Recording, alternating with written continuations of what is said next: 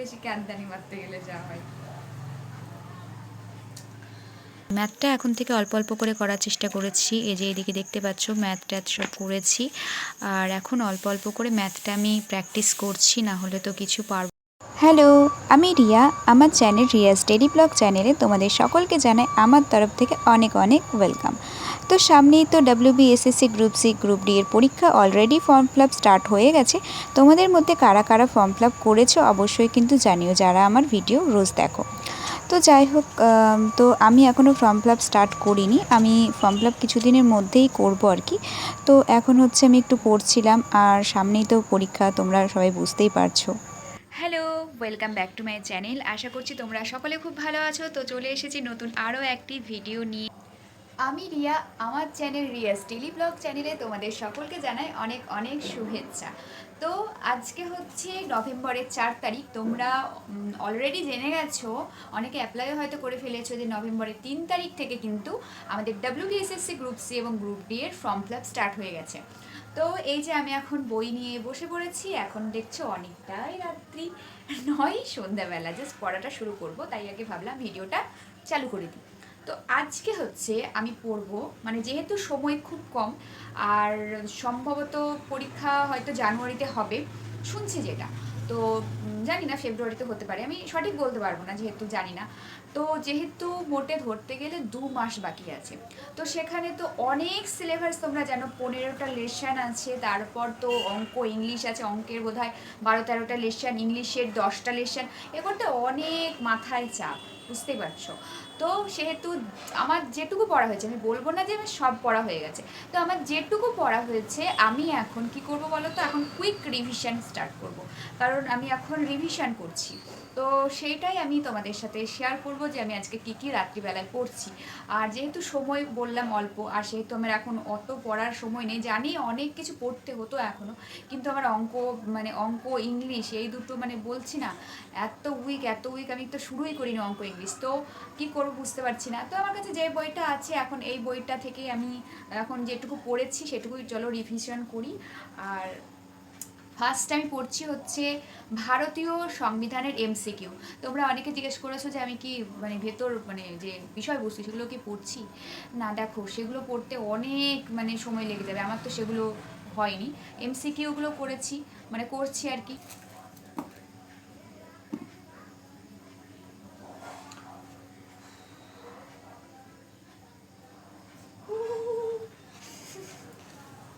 বেশি ক্যানদানি মারতে গেলে যা হয়। সামনে পরীক্ষা, তাই পড়ার চাপটা অনেকটা বেশি। তো আমি অত চাপ বলতে নিচ্ছি না একদম, সেটা নয়, কারণ অনেক সিলেবাস এখনও অনেক কিন্তু আমার বাকি আছে। কারণ যেহেতু আমি মোটে মানে আগে তো আমি নিজের জন্য কখনো ভাবিনি যে না কিছু একটা করতে হবে, এরকম আমি আর কখনো ভাবিনি। তো তারপরে হঠাৎ করে মনে হলো যে না, নিজেকে একটু চেষ্টা করতে দেওয়াই ভালো, একটু দেখি চেষ্টা করে যদি কিছু একটা হয়। তো সেটাই, তো সেই জন্য আমি কিন্তু 3-3.5 মাস থেকে প্রিপারেশান নেওয়া শুরু করেছি। তো যাই হোক, তারপরে পড়তে পড়তে দেখো এদিকে চা আর এদিকে মুড়ি রেডি করেছে মা, তার সেটা খাবো। আর সন্ধেবেলা একটু কিছু না খেলে না মনটা ভালো লাগে না।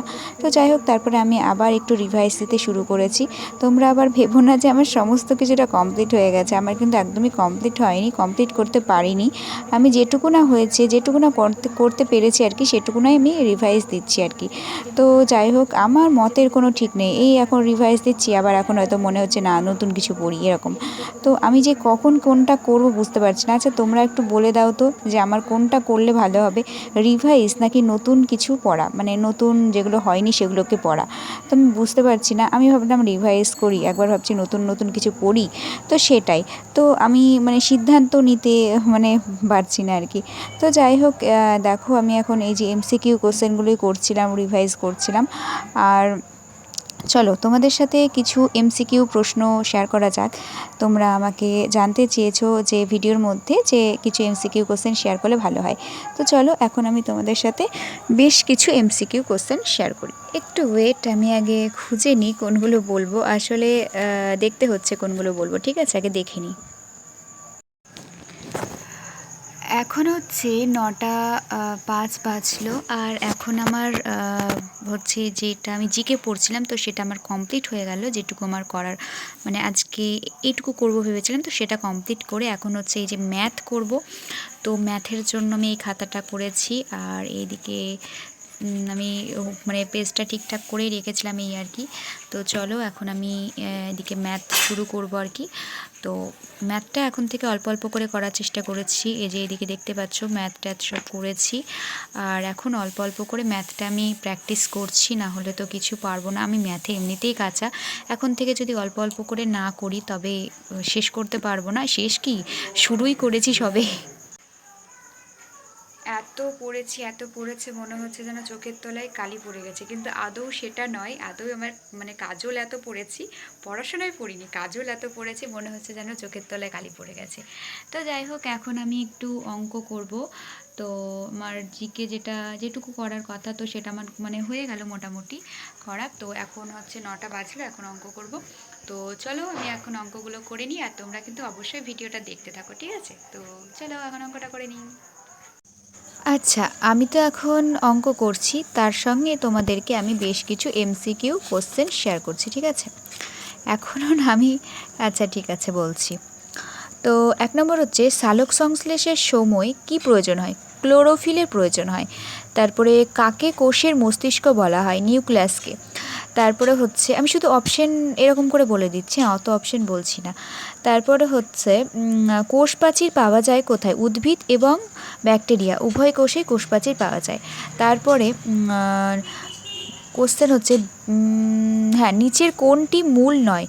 মূলো, আলু, গাজর, বিট। এটা তোমরা উত্তরটা দিও, ঠিক আছে? তারপর হচ্ছে কোন ভিটামিনের অভাবে রিকেট রোগ হয়? Vitamin D. তারপরে বলো যে কোন ভিটামিনের বিজ্ঞানসম্মত নাম? ক্যালসিফেরল। ভিটামিন ডি, ঠিক আছে? আর এরপরের কোশ্চেন হচ্ছে যে হিমোগ্লোবিন শরীরের কোন অংশে পাওয়া যায়? সেটা হচ্ছে রক্ত। তো আজকেকার মতন এমসিকিউ কোশ্চেন এতটাই ছিল, আর ভিডিওটাও যেহেতু শেষ হয়ে এসেছে তো একটু আছে, যাই হোক বলি। হিমোগ্লোবিনের কাজ হলো অক্সিজেন পরিবহন করা। তারপরে হচ্ছে মানুষের সুষুম্না স্নায়ুর সংখ্যা হচ্ছে 31 জোড়া। তারপরে হচ্ছে যে সর্বজনীন রক্তদাতা কাকে বলা হয়?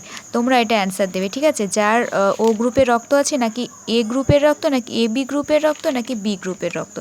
যাই হোক, আজকেকার মতন পড়াও আমার শেষ, আর ভিডিওটাও এখানে শেষ করছি। সবাই ভালো থেকো, সুস্থ থেকো। নতুন কোনো ভিডিওর সাথে দেখা হচ্ছে। টাটা।